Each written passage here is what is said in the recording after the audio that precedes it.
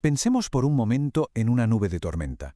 Es gigantesca, se eleva kilómetros y kilómetros en el cielo, casi como si estuviera hirviendo.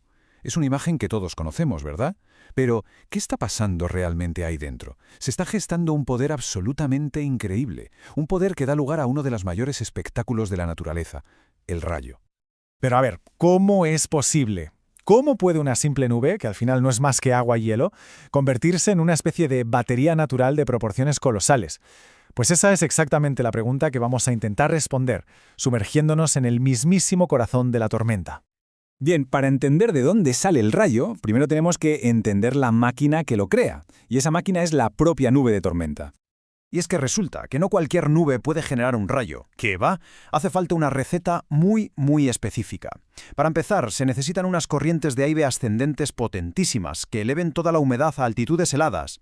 Y aquí está el ingrediente clave. Ojo, una región de fase mixta. Hay que imaginárselo como un cóctel caótico donde conviven cristales de hielo y, lo más curioso, gotas de agua que siguen siendo líquidas a pesar de estar a temperaturas bajo cero.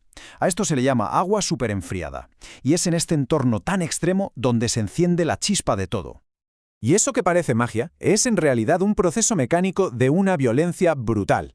Podríamos verlo como un motor que se alimenta de miles de millones de colisiones entre partículas de hielo. Aquí tenemos a los dos protagonistas de esta historia.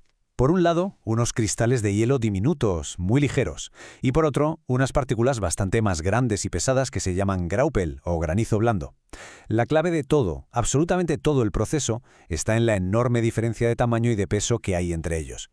El proceso es como un baile de 3 pasos, elegantísimo. Primero, la colisión, que viene impulsada por esas corrientes de aire tan turbulentas. Segundo, durante ese brevísimo instante de contacto, hay una transferencia de carga. Y tercero, la separación.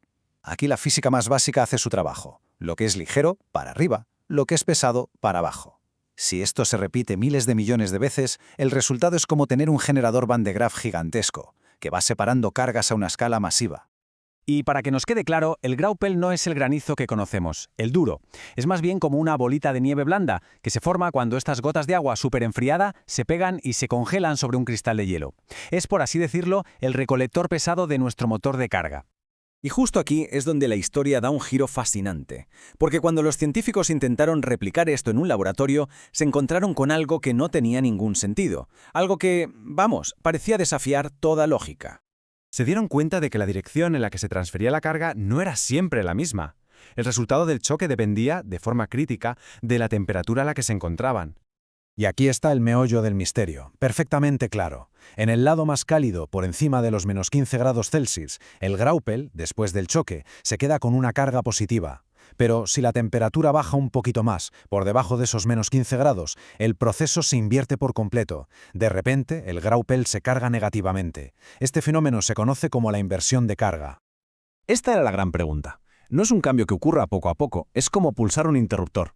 ¿Qué demonios pasa a nivel fundamental justo a menos 15 grados para que todo cambie de forma tan radical? Bueno, pues la respuesta no estaba en la nube, sino dentro de la propia molécula de hielo. Para resolver este enigma tenemos que hacer un zoom, pero un zoom masivo.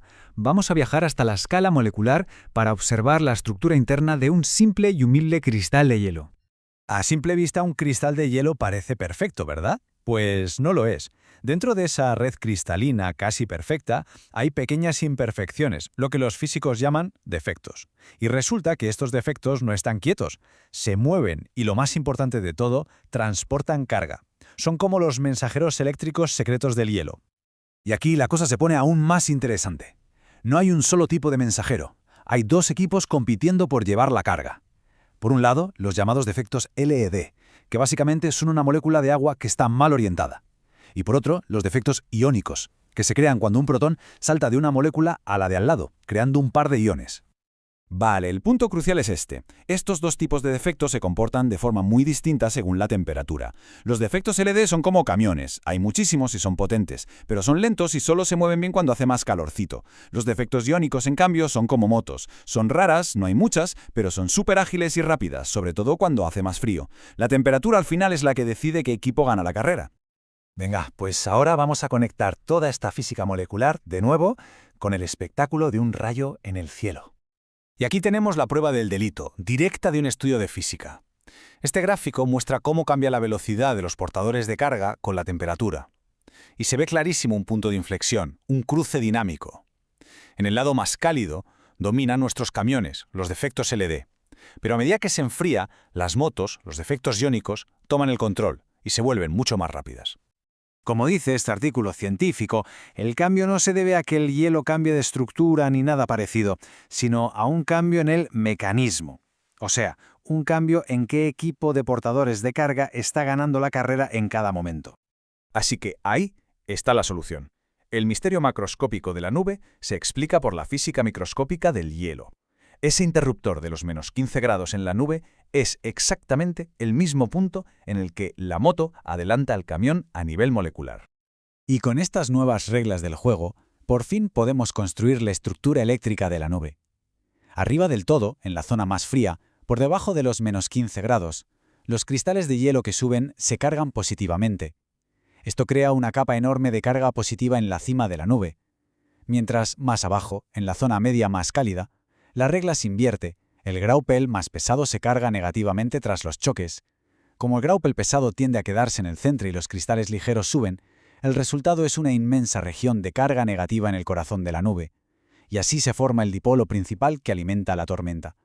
La suma de miles de millones de estas pequeñísimas transferencias de carga a nivel molecular crea un potencial eléctrico, es que es colosal. Estamos hablando de hasta 400.000 voltios por metro, una tensión brutal que el aire simplemente no puede contener por mucho tiempo.